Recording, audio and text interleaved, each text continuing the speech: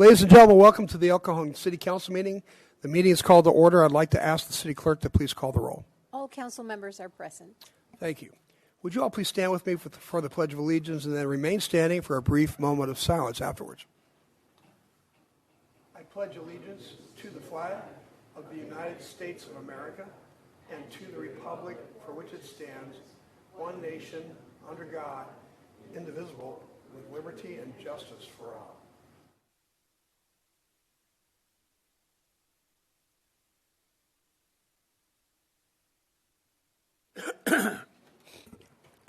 The city clerk posted orders of adjournment of the February 13th, 2024 meeting, the joint special meeting of February 22nd, and the agenda of the February 27th, 2024 meeting in accordance with state law, city council, and housing authority policy.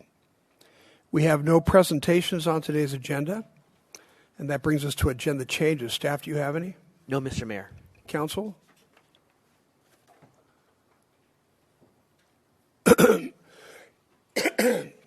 That brings us then to consent items. Consent items are routine matters enacted by one motion, according to the recommendation listed below.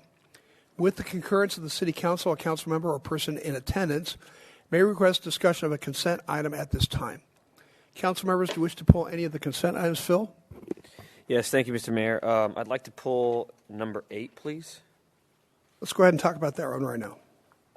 Just a quick clarification, and maybe the city manager could weigh in. I know it's not normal practice for the city to award or do any work without a bidding process, and this one said there was a wave of bidding due to an emergency. Maybe the city manager could speak to the significance of the emergency. I think the public would appreciate that explanation. Certainly, there's a couple things from our more recent rainstorms where there's some downed trees and also some potentially some slope failure along Avocado, and also some of the storm channel, some of the concrete has been chewed up and eaten up.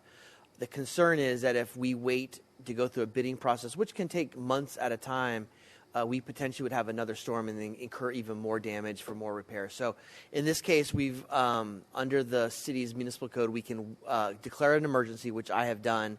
I have to report that to the city council. That allows us to waive that normal procurement process. What we've been able to do is been able to identify a contractor that's currently doing work in the city. So we know their work, we know their fee schedule. We developed an engineering assessment of how much we think the cost was, and then we negotiated a price. So we feel like the price is fair, and it just allows us to get these emergency repairs done in a timely manner. In the event that as we do the repairs, we realize there's bigger repairs that aren't necessarily emergency related, then we would go out and specifically bid those non-emergency repairs. But this is a very narrowed focus on emergencies. Perfect. Thank you. With that, I'll make a motion to approve this in consent items. Oh, let's go through it just a little bit. Were there anybody else who wanted to pull consent items? Staff or No, sir. Staff, did you want to pull in consent items? No, sir. Are there any cards on that? No speaker card, sir. Okay. Now, Phil? I move to approve. Second. Please vote. Motion carries by unanimous vote.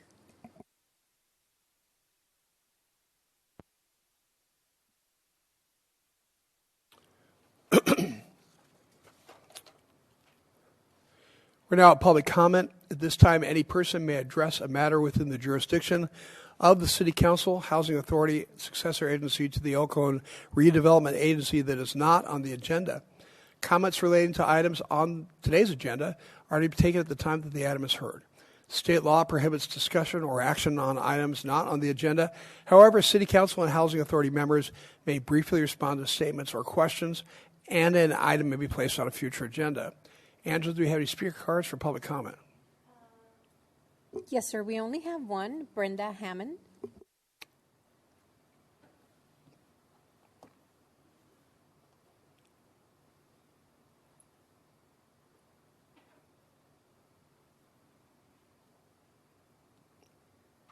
Hi, Brenda.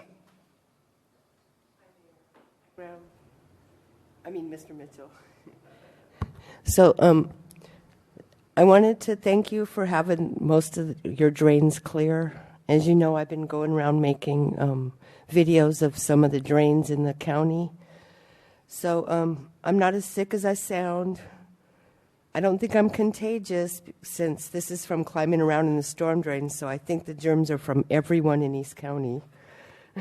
So, and I'm not sure, but I don't think you can reinfect yourself.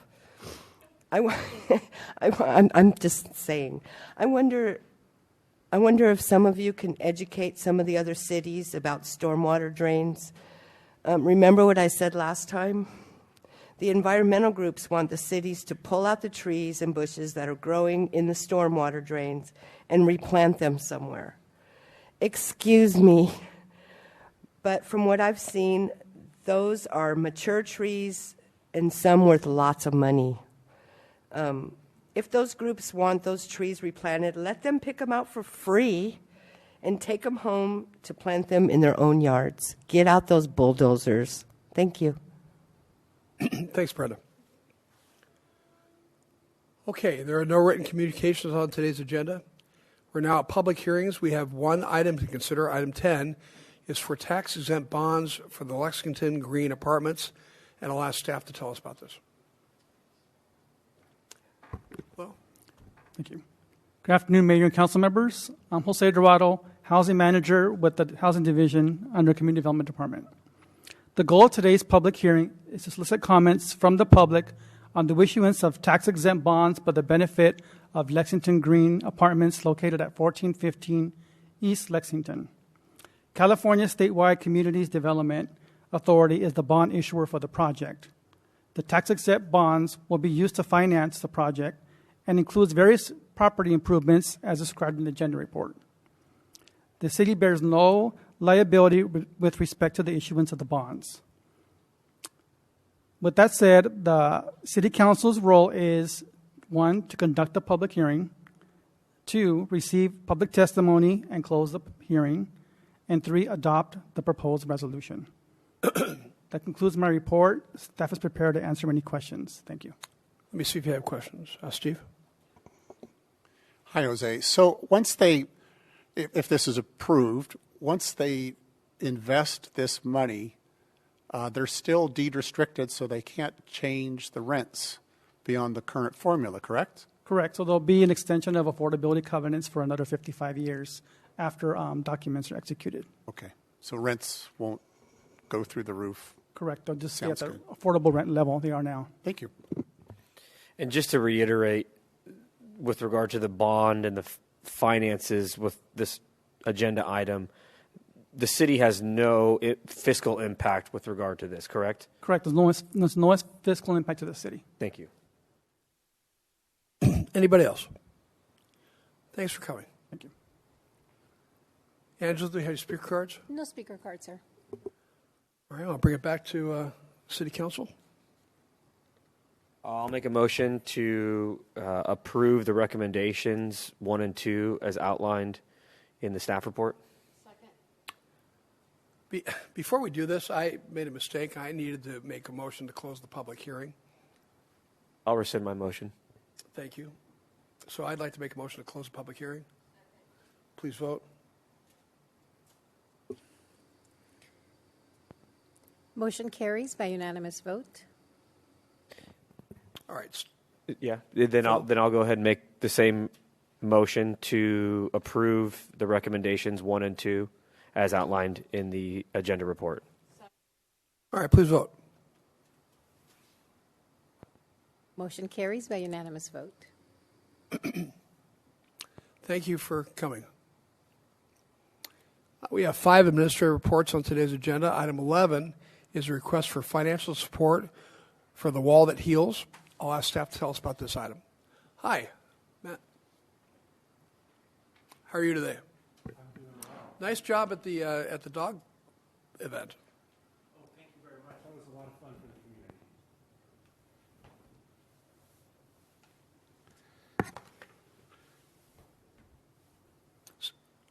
I know it's off subject, but we got within 60 dogs.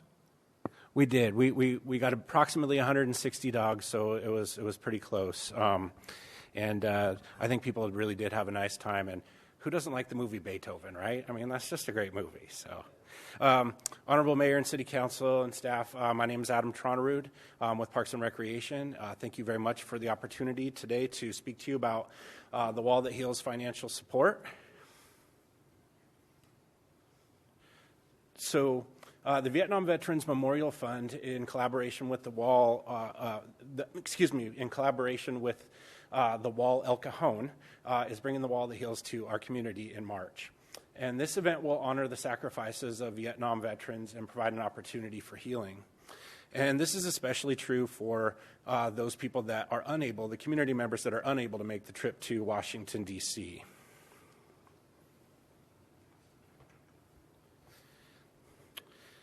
So the Wall El Cajon is an all-volunteer committee that is 100% funded by donations. They are seeking the additional funds to cover costs that meet the needs of the event and the Vietnam Veterans Memorial Fund requirements. And Jeff Mueller, who is the chairperson for the Wall El Cajon, he's here today too to answer any questions that you may have when I'm done with the presentation.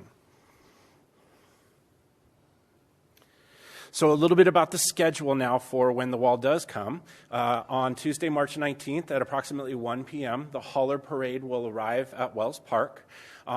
They are currently working with the El Cajon Police Department to map a route through El Cajon, and they specifically will be going down Main Street at one point so that the City of El Cajon staff can come out and cheer them on and experience the event. Then on Wednesday, March 20th is Build Day. So approximately 50 plus volunteers will all meet at Wells Park and actually build the wall. It's an all-day event. It typically goes from about 8 a.m. to 5 p.m. And once the wall is completely built, the wall is officially open to the public. And it does not close again until the closing ceremonies. Then on Thursday, March 21st at 10 a.m. Will be the official opening ceremony. And then on Saturday, March 23rd, they will be hosting a candlelight vigil at 7 p.m. And then finally on Sunday, March 24th at 1 p.m., the closing ceremony will occur. And at about approximately 2 o'clock, we'll have another group of volunteers to come back and take the wall down and close down the event.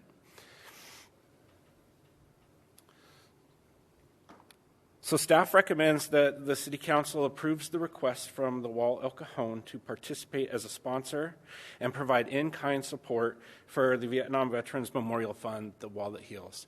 And I'm happy to answer any questions that you might have, and Mr. Mueller is also available to answer any questions that you may have. And thank you for your time. Thank you. Questions?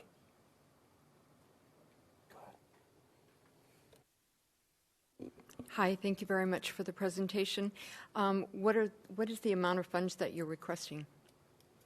$5,000. Thank you.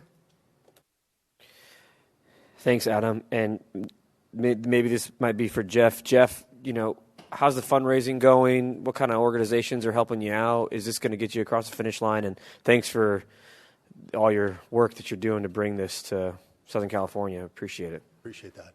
Fundraising is going a little slower than I was expecting. I've been told that a lot of people are going to kind of come in at the last 2 weeks. The issue there is that we need to put some deposits down. We need to get some, like for example, we need to get T-shirts out to print to be able to identify the volunteers that show up and are hosts at the wall.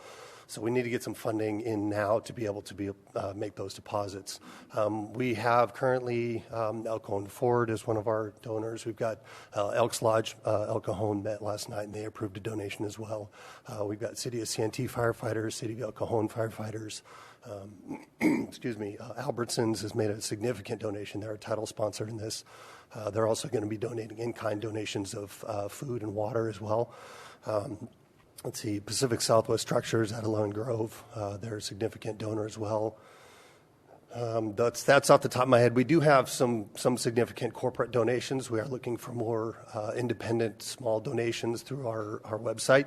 That hasn't been going quite as well. We Didn't get quite as much interview and airtime as we thought we'd get on TV. We were scheduled to be on KUSI and got postponed due to all the rain, so we've yet to be on them. We have been on CBS 8 and on NBC 7 as well, and they've been replaying some of that.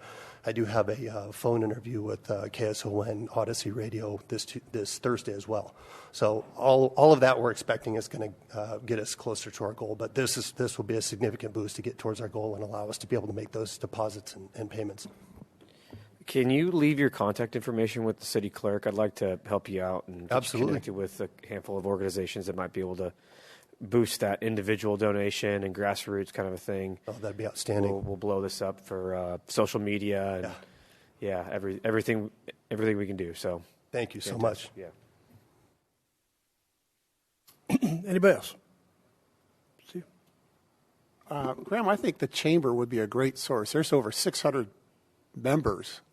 There's something like 8,000 business licenses in El Cajon, but 600 members of the chamber who are really pretty active. I think that's probably some of the people you're talking about. They have their own veterans organization within the chamber. Yeah, so Veterans We East reached County. out to Susan, I believe, Yep. with Vika. I have some committee members that I've had to delegate some stuff because this turned out to be quite a big ordeal. So I would have to check with whoever I have that's been working with her. I'm not sure quite what the response there yet. I think we is. can call her and Okay. she'll help. Thank you. Thanks. Okay. Anybody else? All right. Thanks very much. Thank you for your time.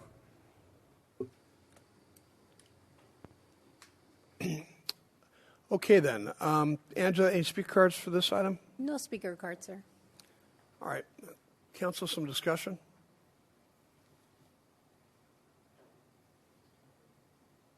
Yeah, I don't have any discussion. I'd approve the staff recommendation to fund the wall El Cajon in-kind support for $5,000. Second. Please vote. Motion carries by unanimous vote.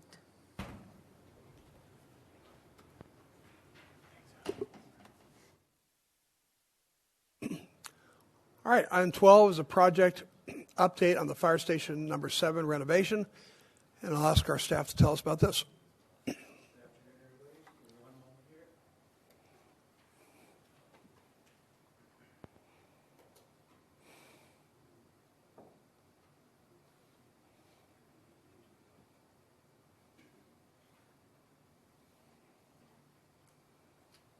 Okay, good afternoon, Mr. Mayor, City Council members, and staff. I'm Sinan Kachi of the El Cajon Public Works Department.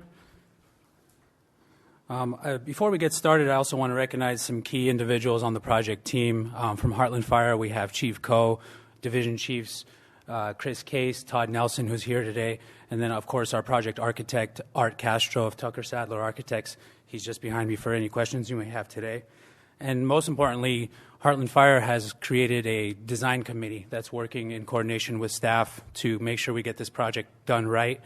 They put in a lot of work up to date, so just want to make sure the design committee, consisting of firefighters themselves, get their recognition. So Station 7 is located in Fletcher Hills at 695 Tyrone Street. It's a 3,400 square foot building, and it was constructed in 1960 and sits on roughly a quarter acre. Heartland Fire and Rescue operates one engine from Station 7 and typically stores one AMR ambulance in the back parking area. About 3 firefighters are on duty at all times. The station currently has one large room for sleeping quarters and one communal restroom, both of which are adjacent to the existing apparatus bay. So on the left-hand side is the existing dormitory. There's about 7 beds or cots, whatever you want to call them. And then that area obviously lacks privacy. It's far from the current standard at all of El Cajon's other fire stations. And then on the right-hand side is our communal restroom with locker room. There's 1 shower, 2 stalls, and some lockers. Same issues with privacy and no separation for male and female.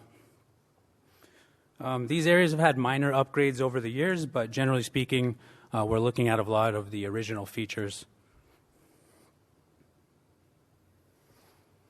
So we've got the existing kitchen, some newer appliances, but just dated, insufficient size to serve all the shift changes that the station experiences. The day room or lounge area to the right is adjacent to the apparatus bay room. There's multiple doors, and we don't get adequate ceiling from the garage fume area to the living quarters of the fire personnel. If you look closely in the day room picture, in the back patio there, the barbecue area is just barely fits onto that patio to allow staff to just have some outdoor leisure time. And that patio is overlooking Fletcher Parkway, so noisy roadway also. And then the existing apparatus bay. We're looking at maybe 3 feet of clearance between the turnout lockers and the Station 7 engine. This is the condition on both sides of the engine. From what we've observed, the firefighters do an amazing job of making do with what they've got in the living areas, but there's really no workaround with this condition that they have to face on a daily basis. And with a lot of you are aware of the new engines on order, they won't fit at this station with the way you see the setup current day, the existing floor plan.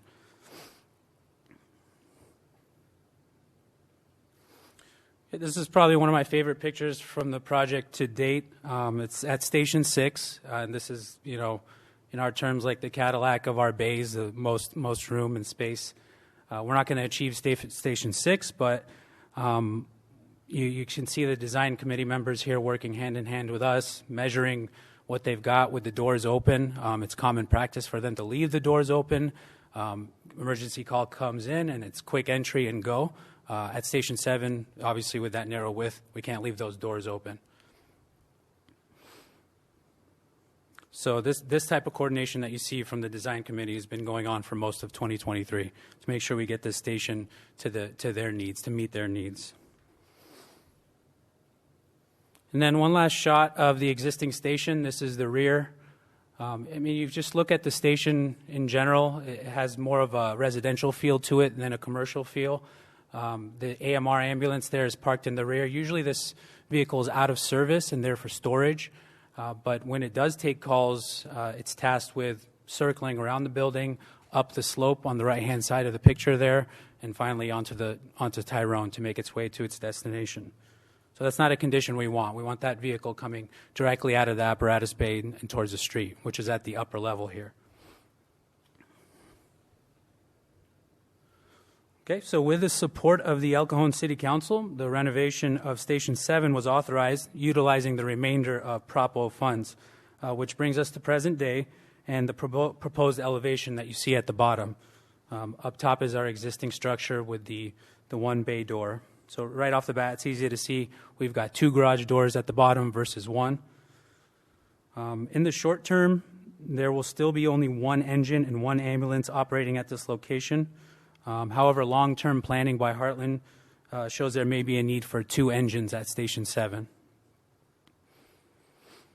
So generally speaking, the station's expanded, roof lines are changed, the roof height is increased, and we no longer have those really constricting conditions in the bays, widened and no more low headroom. So it's also important to mention the structural components of this building. Many of the 1960 original block walls are insufficient. They don't meet current code. And they will, for the most part, be replaced with new light framing options such as wood or steel. That's much more cost effective than trying to retrofit the existing walls. And we'll also have to replace the bay floor, concrete bay floors. So those are undersized thickness-wise in the 60s versus now. Those are closer to a 10-inch thick concrete section. So it's kind of a combo where we're retrofitting / almost new build. Then we've got a nice rendering prepared by Tucker Sadler Architects. This was prepared a few months ago. There's been some changes, but overall, this is the look and feel. So we've got the 2 bay doors. We've got some new landscaping. The fencing will not wrap around the driveways as you see it there. there'll be some changes there. An extensive solar system with a 72-hour battery backup. We can eliminate the use of a noisy generator, diesel generator.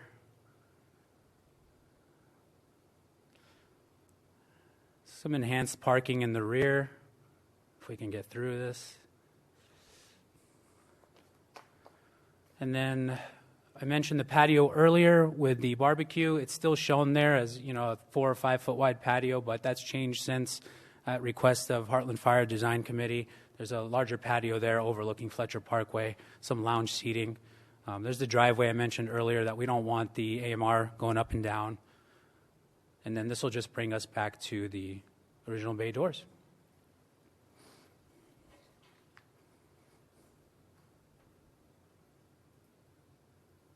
All right, so here's our proposed floor plan. The building will increase to 5,102 square feet. For reference, new fire station builds today on the smaller side are 10,000 square feet, double that. It's not necessarily a bad thing that we're at 5,000 square feet. I've heard feedback from fire that some of these stations are just getting too big, and the distance between dorm rooms to the engines is too far, and that's hurting response times. So it's actually a nice thing that we stay compact. The general footprint of the building stays roughly the same. The L that you see at the upper portion of this picture is the expansion portion. Everything within the red area and the blue to the left is the existing building. So in the red, we have the apparatus bays. We have dedicated turnout locker area, gear washing area. So it's all confined into those contamination areas. On the left and at the top of the screen in blue, we have the living quarters. So new, enhanced, and modernized great room with upgraded kitchen and upgraded office space. We have 4 individual dorm rooms or individual sleeping quarters. Those could go to double bunks in the future if we want to put 8. And then we have 3 full restrooms, one of those being ADA compliant. And in the green there on the left-hand side, that's that expanded patio area with the barbecue. And not shown here is the lower level, which includes an added workshop area. They already have an existing gym down there. That's pretty good. Okay. All right, and my last slide. So the City Council approved the capital improvement project to address Station 7 in fiscal year 22. The project was only budgeted with the remaining balance of voter-approved Prop O funds, which is dedicated for public safety infrastructure. This is the final project under Prop O. Now, that amount available to us at the time for construction was about $2.9 million. The estimate as it stands today, based on the needs, based on the current construction costs, is approaching $5 million. So staff intends to bring this project back to the council after we have firm, solicited, competitive bids in our hands to give you what this cost will be. And the consideration at that time for the council will be whether or not to include American Rescue Plan funds or potentially even general fund reserve. So construction would likely begin in early 25, pending those bid results. And in the meantime, during that construction phase, Heartland Fire is already planning to reassign the staff to Station 9 off Marshall and Station 12 off Dallas Street in La Mesa. So no services out of that location while we do this major overhaul. And with that, we have staff recommendation, and I'm available for any questions. Thanks for the report. Appreciate that. Any questions? I guess you answered them all. Good job. Thank you very much. Any speaker cards for this item? No speaker card, sir. All right. Back to us for discussion, and somebody like to make a motion?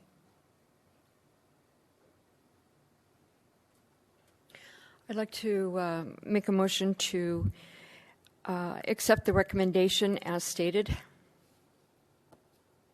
Somebody like to second? Second. Please vote. Motion carries by unanimous vote. Ladies and gentlemen, we're going to take a couple-minute break. We'll be right back.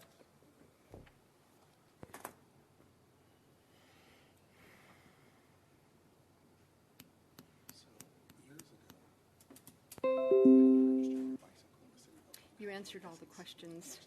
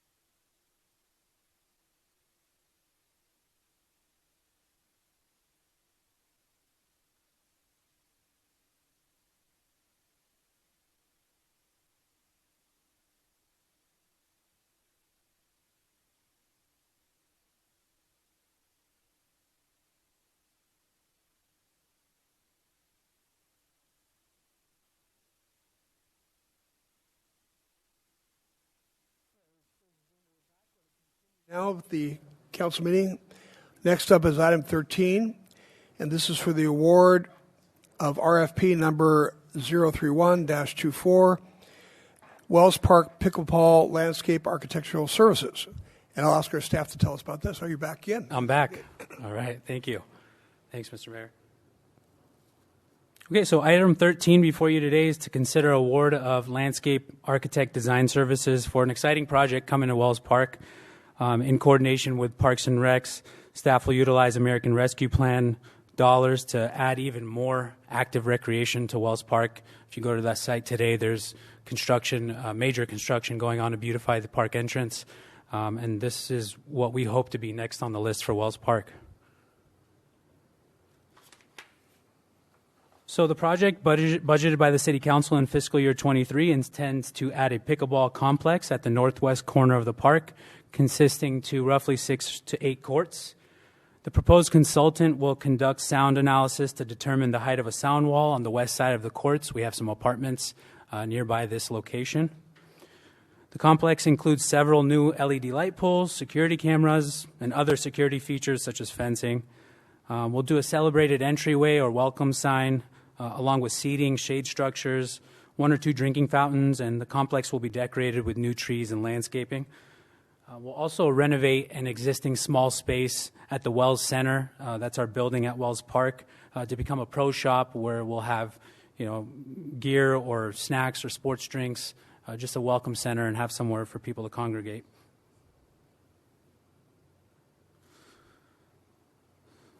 So the City Council recently approved a competitive as-needed professional services list that supports various city projects. From this list is the landscape architecture category. There's Spurlock, KTUNA, Glen A. Rick, RHA, 4 very solid firms identified by staff months ago.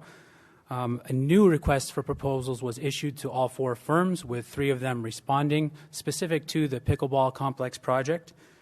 An independent evaluation committee was formed and selected Spurlock landscape architects to design the new pickleball complex.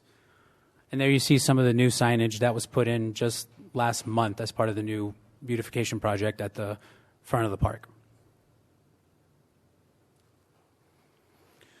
So Spurlock, as part of their proposal, provided the 2 concepts that you see on screen.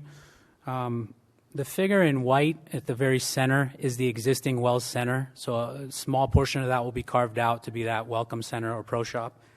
The layout on the left allows for 8 courts, and the layout on the right is for 9 courts. And what the architect here is trying to do, they're trying to maximize space and cram in as many courts as possible. but we're going to refrain from placing courts behind the building just for the need to avoid and any unwanted activity. And we don't want to place those courts behind a building where there's not a lot of visual for PD or whoever that's circling the parking lot. So the project is budgeted with American Rescue Plan funds. There's $2.3 million available in construction. We anticipate design work and advertising for the competitive bids to be completed this summer. And if things go well, we can begin construction as soon as the fall. All right, and once again, we have a recommendation from staff, and I'm available with any questions. Thanks for that report. Any questions? Steve? The LED lights at night, I could see the neighbors adjacent to it not wanting activity past a certain time of night. Is that something that's being considered? That the sound of the pickleball and the lights and the closeness of is that something that's going to be taken into account where this is located? So the nice thing with the LED lights, we have cut off on those lights, so they're not going to spill anything to the neighboring apartments. But in addition to that, Parks and Rec will take over scheduling of the courts, scheduling of the lights. Those all have features that you can work from any web-based device. Yeah. So I think it's on us to really program that court properly and make sure, with PD's help, to make sure that it may get really popular, but to make sure that closing time is probably well in advance of the park closing time, which is 10 o'clock. 10 o'clock. I think the public nearby would like something sooner, like 9 o'clock, but that's a logistic thing.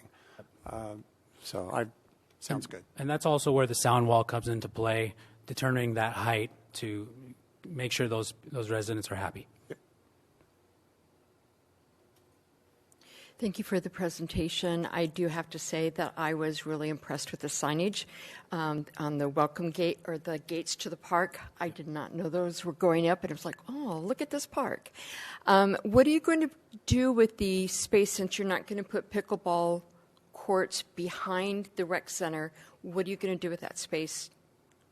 So at the moment, just secured and closed off. It's not accessible to the public now, and we'll keep it that way. And in the future, depending on the popularity of the pickleball courts and what kind of staffing we have at the building, potentially more courts.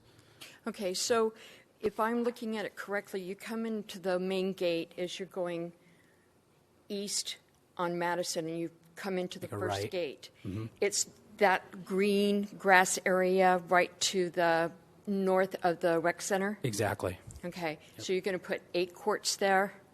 Roughly, potentially 6, but we're still figuring out the layout. What you saw there is Sure. really tentative and early on. Okay, thank you very much. Mm-hmm. Yep. Anybody else? So, very quickly, great presentation. I think it's a great idea. Never played pickleball, but I drove past a pickleball court, and it was a line out the door, so it's kind of tongue-in-cheek. We might need crowd control. But to the city manager or our marketing manager, it might be good to reach out to some of these organizations that already have leagues and say, there's 8 fresh courts that no one has, to really blow this thing up and get some public interest going. So, yeah, great idea. All right, well, thanks very much. Thank you. Appreciate it. Do we have any speaker cards for this item? No speaker cards, Mayor. All right, well, it seems like a pretty simple thing. We're back to the City Council for a recommendation or a discussion. If there's no discussion, I'll make a motion to approve staff recommendations 1 and 2 as outlined in the staff report. Second. All right, please vote. Motion carries by unanimous vote. Item 14 is the prioritization of goals for the City Council Action Plan. And I'll ask our our city manager to tell us about this. Thank you, Mr. Mayor, members of the City Council. Back on January 23rd, the City Council held its annual prioritization goal-setting session, and based on that, the Council was able to solidify 6 specific priorities 24 specific goals, and then based on those goals, staff has actually developed what we think are 70 milestones that probably need to be accomplished, and have assigned different departments and deadlines for that. Staff was actually getting prepared to present that to the city council at tonight's meeting, or this afternoon's meeting, but started realizing as looking at the workload and looking at some of the factors that may impact some of that workload, we thought there would be some value in having the city council help us prioritize what are the most important things you want us to focus on in 2024. What I'm not saying is that these are no longer going to be priorities, but it would help us for council to weigh in what's the most important. That way we can give that our number one attention. So based on that, staff will present each of the priorities and the specific 24 goals that were identified by the city council. What we've done is we've gone through and we've identified the top 12 from our perspective. That's just looking at two kind of factors. One is the funding implication. So if something is ARPA funded, that's going to move to the top. If something's funded in this fiscal year, that will move to the top. And then we also kind of looked at the resource factor. We looked at the cost that it's going to take, the staff time that it'll take, and maybe the outcome. So if you look at almost from an ROI perspective, we found the ones that either had either the least amount of staff resources required, or would have a really big impact based on the use of that factor. And then we did have 3 unanswered questions that we present at the very end that we left the workshop a little confused. That would be good to get some direction from the city council. So based on that, I'll just kind of go through each priority. So under the city beautification prioritization, there were 7 different goals established. Staff would recommend that we finish all the beautification and improvement projects because most of those are funded with ARPA money. We think that the tax dollars at work signage at public works projects is really easy. In fact, we would just build that into any of our contracts. And so once that's built into the agreements, then there's no work related to that. So that's a really easy thing to do. And then the landscape awards, which you'll hear about in the next agenda item, we would recommend moving forward, in part because it's budgeted for. We have funding in this year's budget to make that happen. So we're ready to roll on that, and so it won't have an impact into next fiscal year. The mural project, it's pretty time intensive, and it relies on a lot of staff that are trying to finish up the beautification project. So that may be a project, if we can get to it towards the end of the year or push it off to the following year, that would be appropriate in our mind. The sign regulation is a pretty intense staff program that requires a lot of analysis, planning commission meetings, probably workshops with the business community, with the Chamber of Commerce. So that could be time intensive, and so we'll just leave it at that. The vacant lot incentive program, again, we're kind of inventing a program that we haven't seen elsewhere, so that could be a time-intensive program. And then the illegal dumping from apartment complexes would rely on a lot of staff that are finishing up city beautification projects. So that's kind of our prioritization of that specific city beautification. And I don't know if we want to have a discussion about each priority, or we can just go through the whole list and kind of come back and forth. Mayor, do you have a preference? No, I don't. Why don't you go ahead and give us the presentation, and then we'll come back. We'll just blow through these then. So the next is city infrastructure. There's a deferred maintenance analysis that is a carryover from last year. We should be presenting that in the next few meetings. The pavement management program is something that we're due to present anyway, so that should be easy. Now, the neighborhood capital improvement projects, that is very time intensive. Identifying the projects, bidding the projects, scoping them out, very heavy engineering perspective. And while we're trying to wrap up those ARPA projects, I would rather get those done before we focus on biting off another bite. So that would be a little bit lower priority in the list of projects. In terms of economic development, I mean, we're cooking on Parkway Plaza. In fact, the assistant city manager and I met with the trustee from Israel this morning, along with a couple one of the other owners. And so there's a lot of progress there. So I'd recommend that we continue to move on that. We have a contract out with Hunden Partners right now, so it wouldn't make sense to stop that project. We also are ready to launch the sign and facade grant improvement program that the City Council just authorized, so we would recommend that we move forward with that. And then also working on enhancing the developer applicant experience. We've already engaged with San Diego State students. They're doing some analysis. We think there's some value in having regular meetings with the brokerage community, the developer community, and other business communities as part of kind of a business roundtable. So we think there's a lot of benefit to continue with that. Downtown redevelopment projects, East County Market Nights, the farmers market is going to be, we have a bid out for that, so an RFP out for that right now. My fear is that that's going to come in with a big ticket price or a big ticket item for the first couple of years, and so that may move down the priority list depending on what the RFP comes in at. I would recommend we put a hold on the economic development manager and figure out how to push some of those duties, probably amongst me, the assistant city manager, and other staff members at City Hall. And then I think there's some low-hanging fruit from the P-bid analysis, but there's some heavy lifting from the P-bid analysis that will take a lot of staff time and council analysis. I'd recommend that we just maybe take care of the low-hanging fruit. Mr. DiMaggio is already in conversations with the downtown business partners and has presented some things. I'll be honest, there's been a little resistance to some other things, so we could see that this could be a very time-consuming project if this is a high priority of the City Council. And if it is, that's okay. We'll just have to figure out how to take some time from other projects for the time being. In terms of homelessness, those are two very low-hanging fruit. We think we can work on those, and we should work on those. Those are good things to continue to work on, so I'd recommend we continue with those. In terms of public safety, implementing the direction from the workshop from last Thursday night is paramount, and so that's going to involve a lot of time.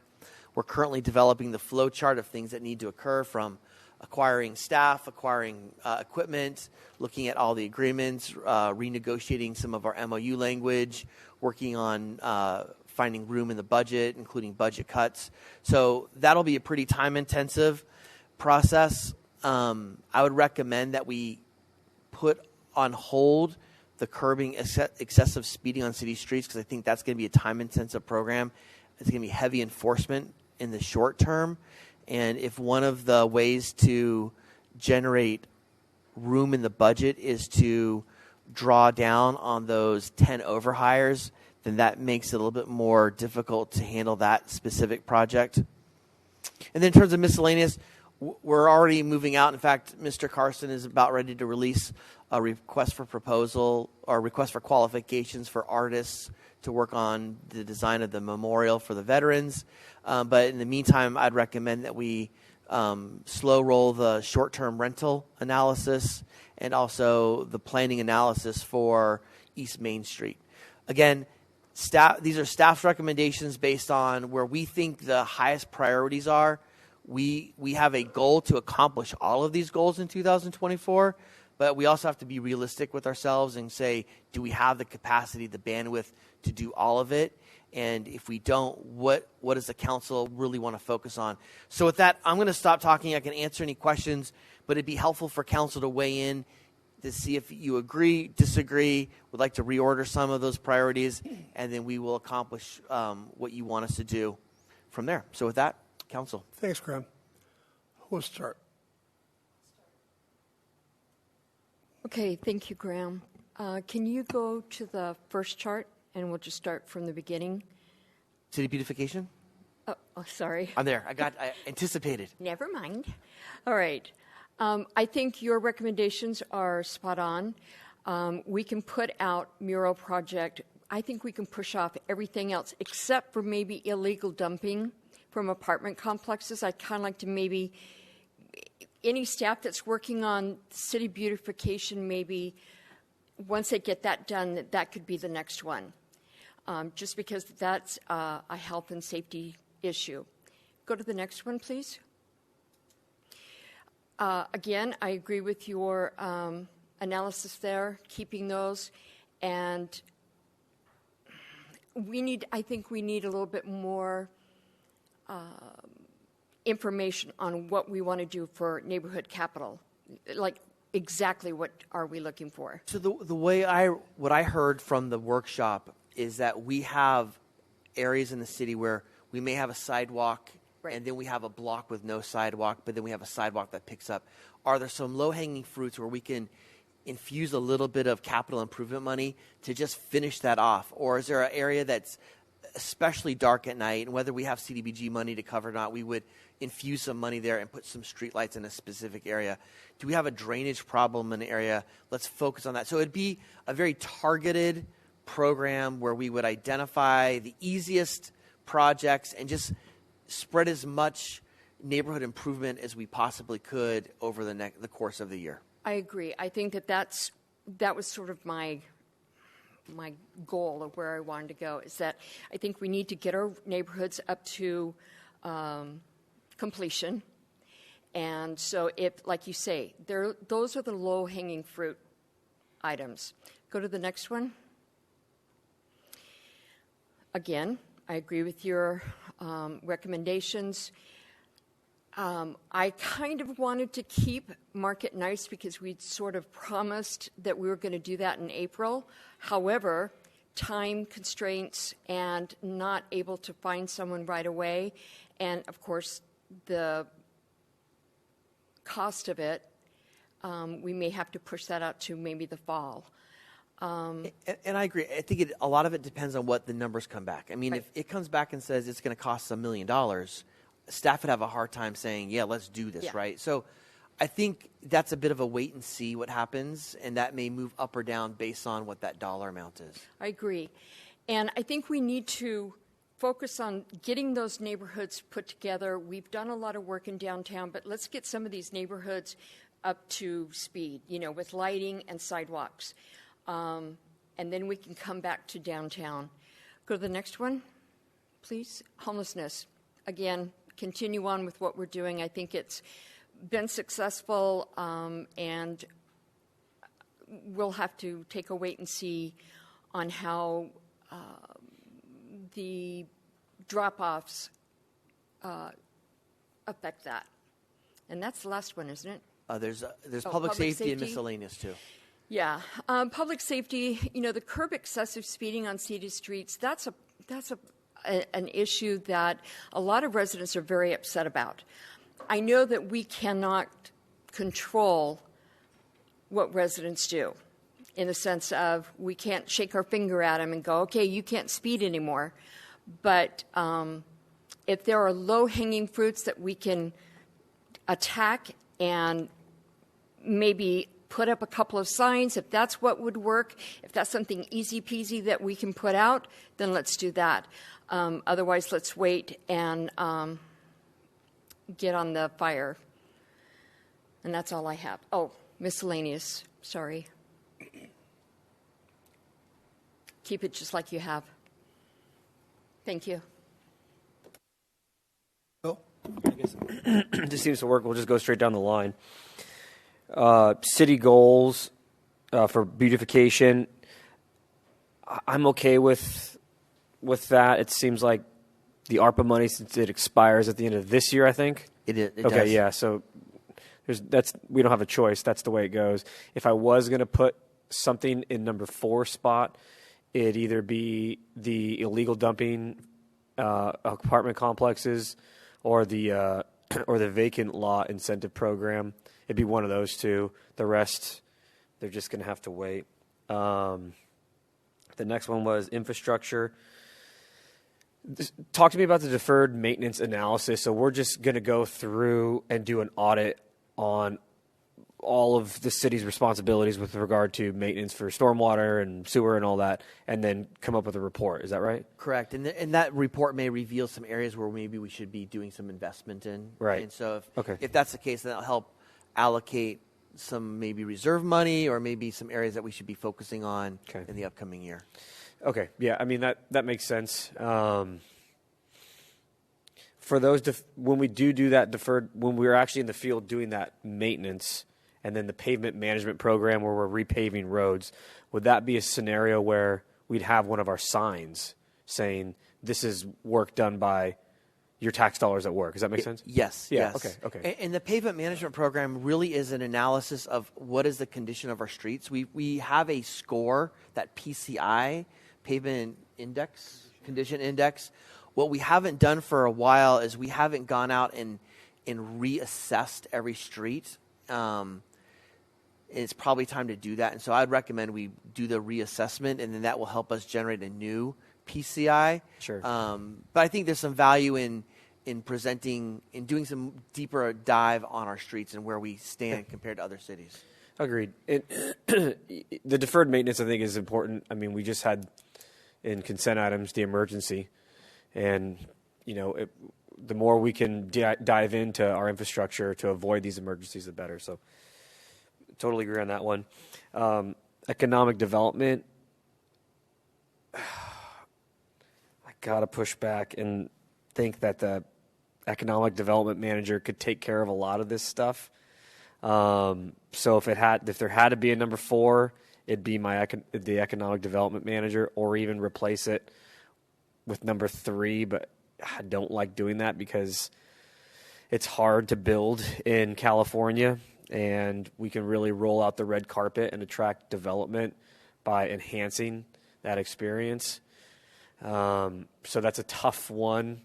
Well, ideally, the manager would, in my mind, an economic development manager would be almost like the developer concierge. Right. So as developers come to City Hall, they actually meet with the manager first, and then he or she would then walk them through the process and introduce them to people. So I do see them one and the same initially. Yeah. Or at some point. But I think one I think it's good to understand where we fit in our process. Because we hear from some that our process is difficult and that staff is difficult. And so we'd like to do some third-party verification of that, and San Diego State students can help us with that. Cool. And then I think there's some value in Mr. DiMaggio and I meeting with council members. We'd like to invite various council members from time to time to these business roundtables or these developer business breakfasts. We think there's some value in understanding our process and hearing directly from them and creating some education back and forth on that. Yeah, I completely agree. That's one of what you just described the economic development manager doing. I think that's one of the tasks he would do among many, and a lot of it could be, you could almost put him in charge of half of the things on that list, in my mind. And maybe not, but or all of them, all of them. Yeah, exactly. And so we can get all 5 done. So all that to say, that would be maybe number 3, if not 4. Next one is homelessness. I'm good with where we're at. Public safety, tough one, but it is what it is. And then vet memorial. Yeah, I think it's a priority. We've talked about it for a couple different goal setting sessions, so we got to take that off the list. Thank you. Okay, city beautification. My mindset right now is general fund dollars versus one-time capital dollars. Trying to mitigate the general fund dollars because your staff report said already you are concerned about possible budget cuts as impacts of a recession are already manifesting themselves in terms of general fund revenue loss. So I'm sensitive to the general fund impact. The illegal dumping from apartment complexes, I don't think that's a heavy lift. I think that's something you could work with the San Diego Rental Housing Association, SDRHA, and Molly Kirkland. She could get the word out to people, and I think that is an important thing for the reasons that have been mentioned. I think our task, just includes those education meetings. But I think to make something really happen there, we probably need to develop a program where we would help work with the apartment complex, including doing maybe like a free dump day for apartment complexes that we'd help pay for. eventually. But I think you're right. And these are not all or nothing kind of projects. I think there's some low-hanging fruit we can do step one of, but doing the full thing may take a while. Yeah, you don't need to go to wait for phase 3. You can do phase 1. Correct. Phase 1 is just call Molly, have her send out a newsletter notice to the people. These are the resources available from EDCO that currently have now, and be done with it. But I think it needs to be addressed. Next, the deferred maintenance is going to generate a list of projects. So I think you've got the right ordering there. This one, I'm a little nervous about hiring an economic development manager when I'm trying to find $2.5 million for a new engine. So unless somebody can absorb it, I don't know. The developer applicant experience, again, that's kind of, you would know better how many projects are we really, in a city that's built out, how many projects really are big development projects. So you would have to decide on that. Next. Well, Mr. Goebel, can I comment on the economic development manager? I share that exact same concern. I've actually imposed a hiring freeze right now, so we're not hiring anybody. Until we know where we're at budget-wise, I've indicated to staff there will be no new positions created this next fiscal year. And there's also the potential of layoffs depending on where we go with budget, right? So it would be difficult for me to say, we're going to bring a new person on into the city manager's office. The rest of you will suffer. Yeah. I find it difficult to do that. All right. Next one. That's fine. This one, curb excessive speeding. This doesn't imply that we're not going to address excessive speeding. We do this today, and I think we continue to do this within the police department. There's just something extra here. That's correct. That probably we wouldn't take on at this time. But by all means, will we respond to excessive speeding notices? You're exactly right. Okay, next. I thought we had a new grant that we approved for the alley behind KFC, and then that kind of did a dog leg to Walter Way. Yes. This is the portion from Walter Way up to Madison you're talking about. Correct. That whole area along East Main Street, and where Hyundai is going to be vacating soon. And so it's really, how do we plan that for the future? Because right now, it's probably ill-planned. It's not going to be a car dealership, and talking to the industry, that's not an ideal place for that. And so what does it want to be when it grows up? And it probably needs to explore the evolution of that. And I guess my gut feeling is we have to kind of hit the pause button at some point to let staff catch up on things like the roundabout at El Cajon. Some of the other big the West Main Street between Johnson and Marshall, I think, has got some construction going on. So I think we need to be careful about how much we bite off in future planning till we nail down some of these current things. Agreed. And that is my thought. Thank you. Okay.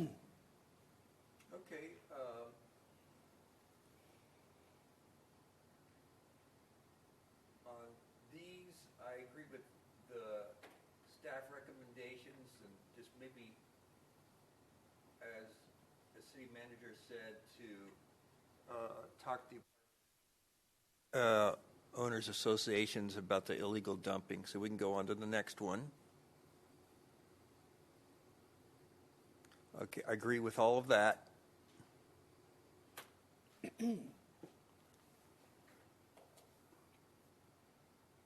I agree with all of that.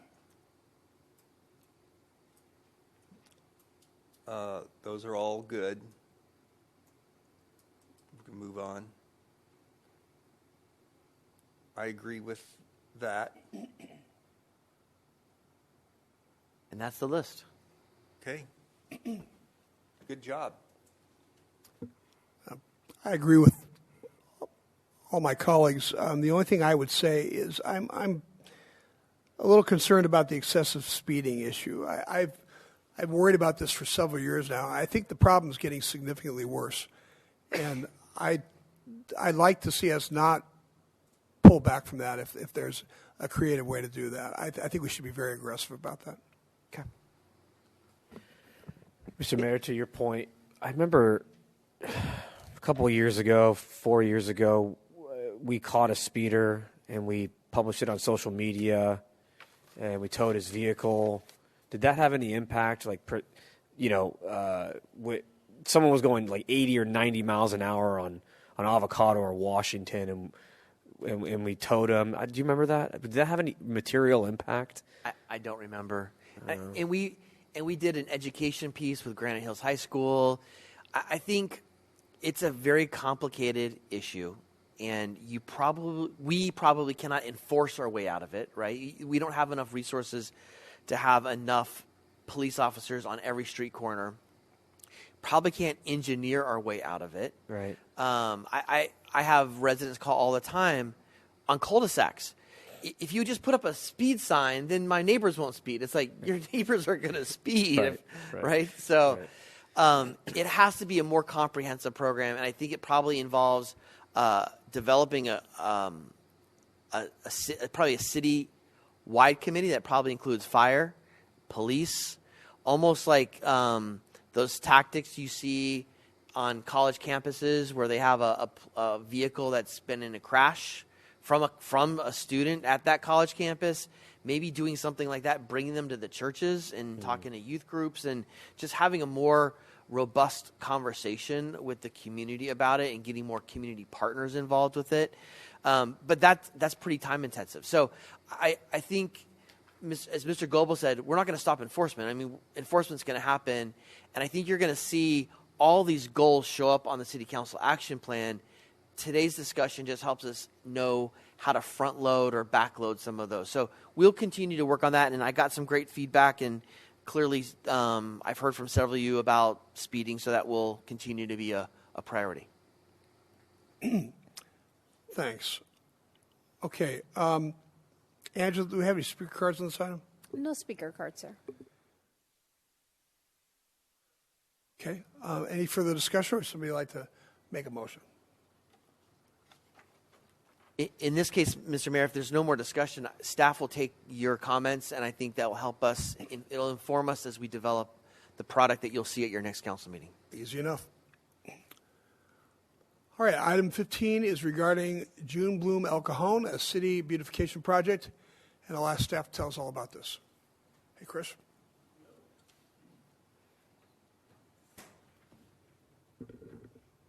I'm glad you didn't cut this one off your list, otherwise this would be awkward.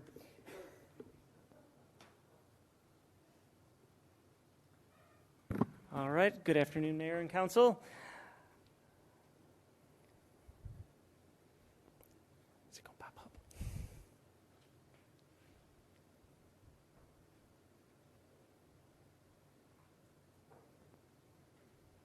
There we go. Whoop. All right, so the June Bloom of El Cajon was one of the City Beautification Landscape Award programs that was on your goal-setting workshop. And one of the things that really resonated with this one is one of your other points of feedback at the meeting was to involve community engagement in with all the goals. And so here we've got a city beautification that is going to involve residents and businesses to engage. And it also actually touches on a few of the other goals that we had in here. One of my experiences, besides my role here at the city, is I've been on the board of directors for the National Garden Bureau out of Chicago for the last 4 years. And so I've seen a lot of communities that have used green spaces and gardens to develop economies, public safety, things of that. And so this will also assist us in some of your other goal settings. The first one here, this University of Washington study found that gardens and green spaces, when well maintained in commercial areas, retail areas, encourage an increase in consumer spending by 9 to 12%. So that's one thing here why we want to include businesses in this project. We also talk about public safety, and green spaces are one of the biggest contributors to lowering crime, both when we look at violent gun violence, when we're looking at domestic violence, when we're looking at vandalism.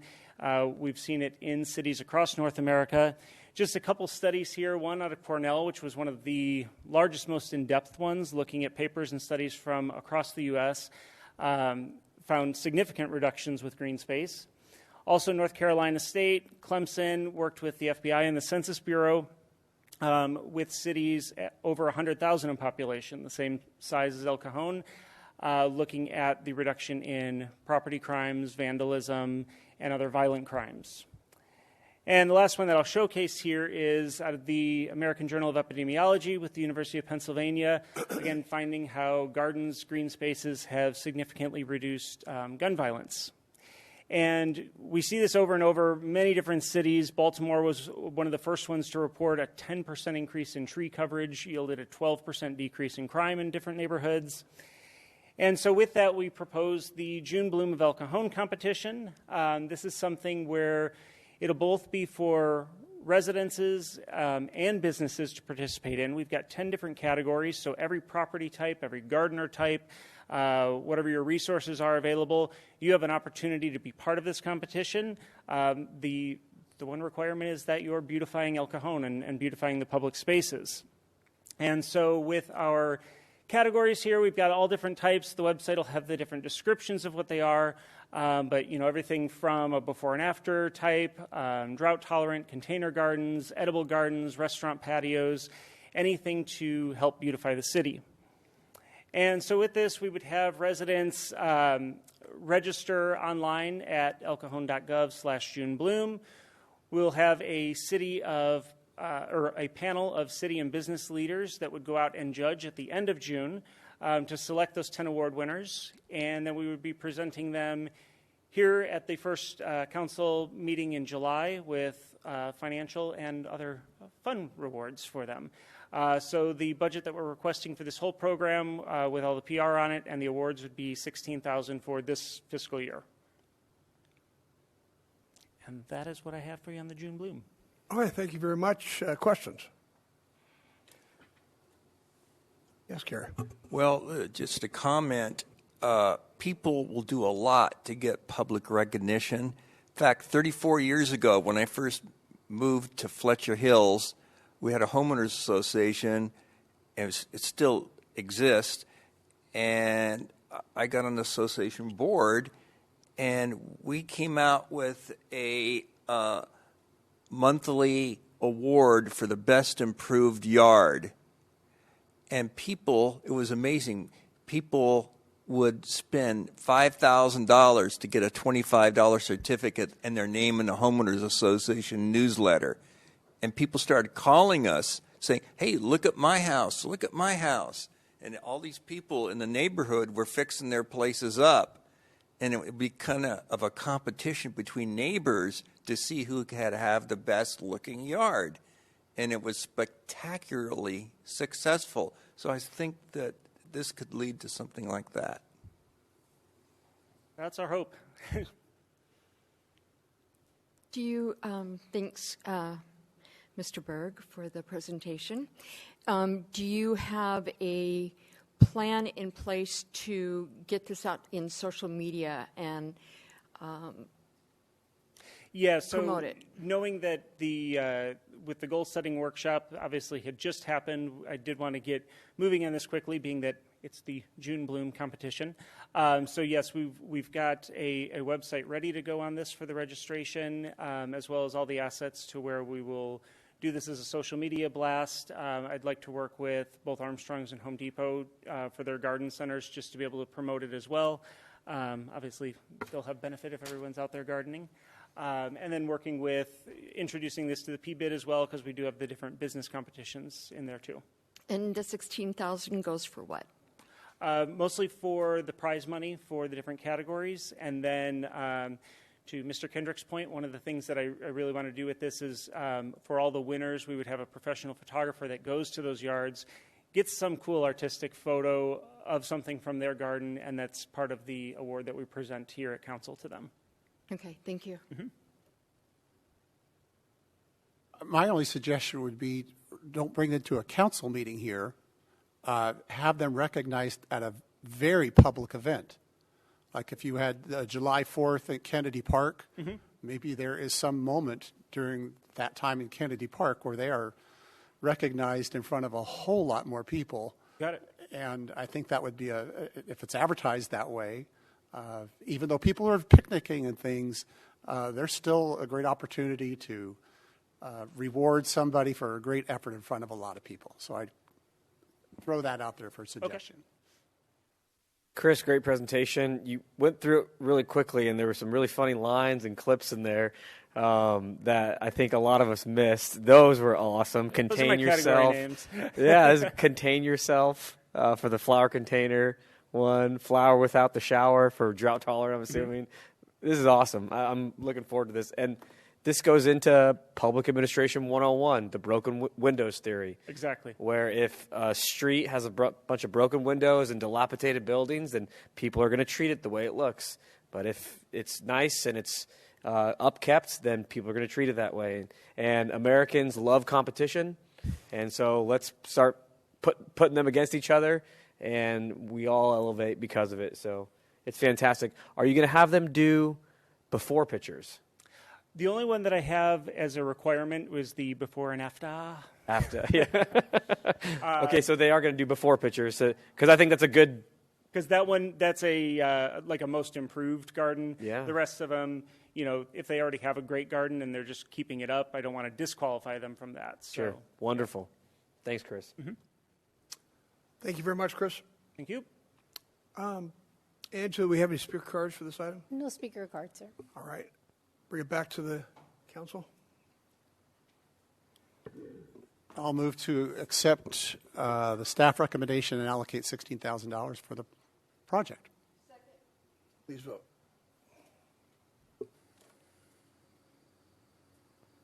Motion carries by unanimous vote. All right.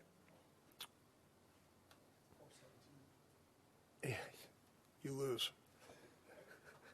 All right, there are no commissioner reports on today's agenda. And item 16 is my activities report, which is as reported.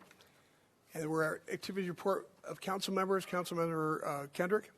As reported. Councilmember Goebel. As reported. Councilmember Ortiz. Councilmember Michelle Mitchell. As reported, with one exception, I did not give any certificates out at the gala this weekend. I don't know what I was thinking. So Okay. that's it.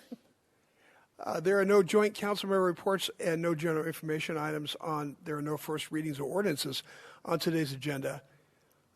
We have a second reading and adoption of an ordinance on today's agenda. Item 21 is an amendment to Chapter 3.20 regarding bidding and written contracts. I want to ask our city clerk to read the title, but first, Angela, are there any speaker cards for this item? No speaker cards, sir. Would you then recite the title?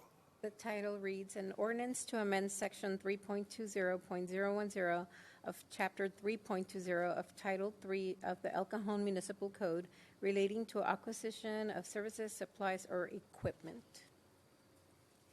Okay, can we have a motion for this, please? So moved. Second. Please vote.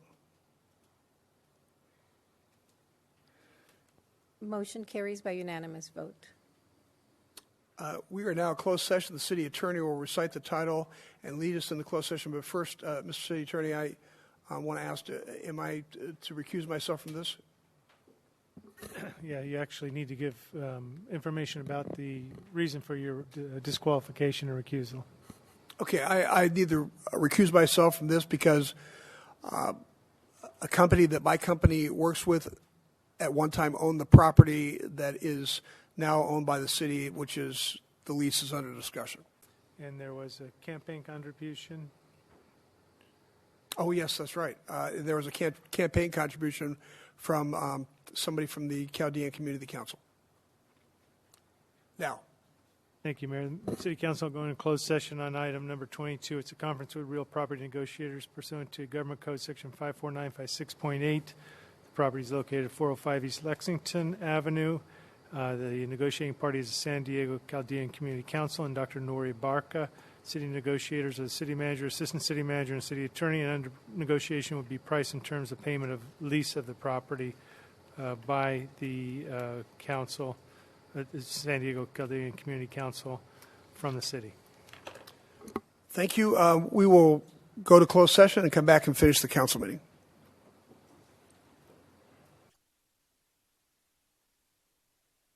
Gentlemen, we are back from closed session. I'll have the attorney report on what happened in closed session.